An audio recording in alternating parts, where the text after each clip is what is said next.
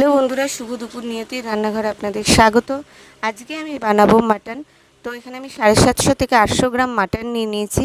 তার মধ্যে আমি 3টে বড় বড় সাইজের পেঁয়াজ কুচি দিয়ে দিয়েছি, আর আদা, কাঁচা লঙ্কা, টমেটো, রসুন, পেঁয়াজ একসাথে আমি বেটে নিয়েছিলাম, সেই মশলাটা আমি দিয়ে দিলাম।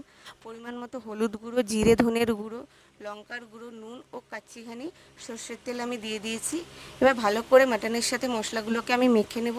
যতক্ষণ ধরে মাখা হবে ততটাই খেতে ভালো হয়, মাটনটা নরম হয়। সে চিকেন হোক বা মাটন, যতক্ষণ ধরে মাখা হবে ততটাই খেতে টেস্ট হবে। তো 30 মিনিটের জন্য আমি মাটনটাকে ভালো করে মেখে 30 মিনিটের জন্য ম্যারিনেট করে রেখে দেবো।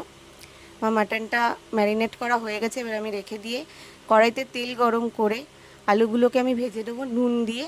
আমি বড় সাইজেরও আলু নিইনি, ছোটো সাইজেরও আলু নিইনি, মিডিয়াম সাইজের আলু নিয়েছি, তাই গোটা গোটাই দিয়েছি। যেহেতু আমি মাটনে পাতলা ঝোল করছি, সেই জন্য আমি গোটা গোটাই আলু দিয়েছি। আলুগুলো আমার ভাজা হয়ে গেছে। এবার প্রেশার কুকারে তুলে নিলাম আমি। ওই তেলেই আমি ম্যারিনেট করা মাটনগুলো আমি দিয়ে দেবো। 30 মিনিট পর আমি মাটনগুলোকে তেলে দিয়ে দিয়েছি। এবার ভালো করে হাই আছে আমি কষিয়ে নেবো 10 মিনিট। 10 মিনিট প্রথমে হাই আছে কষিয়ে নিতে হবে, তারপর ঢাকনা দিয়ে দেবো মিডিয়াম আছে।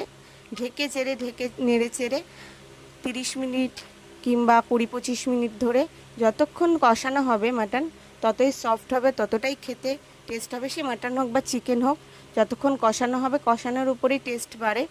তো মাটন আমার কষানো হয়ে গেছে, দেখুন খুব সুন্দর কালার এসছে।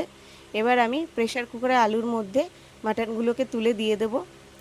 ভালো করে মাটনগুলোকে সাজিয়ে আমি দিয়ে দেবো, আর গরম জল করে নিয়ে পরিমাণ মতো জল দিয়ে একটু নেড়ে গ্যাসে আমি প্রেশারটা বসিয়ে দেবো।